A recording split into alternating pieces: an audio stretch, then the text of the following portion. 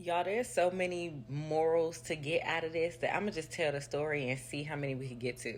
And by story, I mean recapping historical events because the Bible is real. I don't know where to start with David, but we talking about King David, the person who killed Goliath the giant with a rock and a slingshot. The person who was at war with the king, fighting on the same side as the king, and the people will come home singing songs like King Saul who killed thousands and David who killed 10,000s. Same Davy, youngest of his siblings, not even thought about, not a part of the army or anything, just a young shepherd boy out in the field is how he began. The same David who before he was even king would go to fight the Amalekites from dusk until the evening of the next day.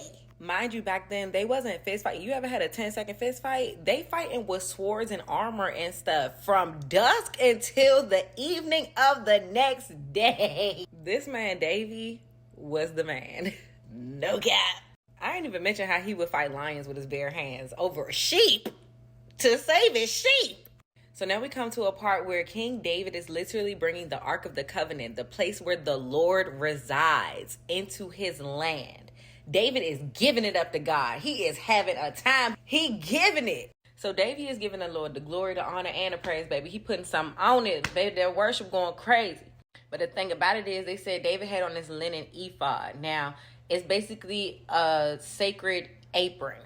But I guess David ain't had nothing on underneath it. So while he giving God the glory, the honor, and the praise, baby, he letting it all hang out, okay? It is what it is. He giving God the glory. He ain't got time to worry about what people looking at. So by this time, David got a couple wives, concubines, babies, a whole bunch of stuff going on. But his wife, Michal, she the one who come out and she like, how the king of Israel has distinguished himself today, going around half naked in full view of the slave girls of his servants as any vulgar fellow would.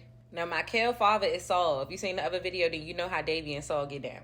David was like, it was before the Lord who chose me rather than your father or anyone from his house when he appointed me ruler over the Lord's people of Israel. I will celebrate before the Lord. I will become even more undignified than this, and I will be humiliated in my own eyes. But by these slave girls you spoke of, I will be held in honor.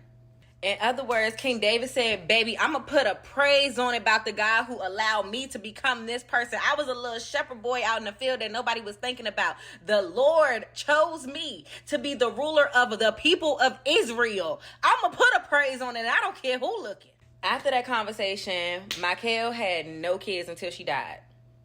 Let's get into all of the lessons, The first lesson I want to start with, and this might turn into parts because we're going to get into all of them.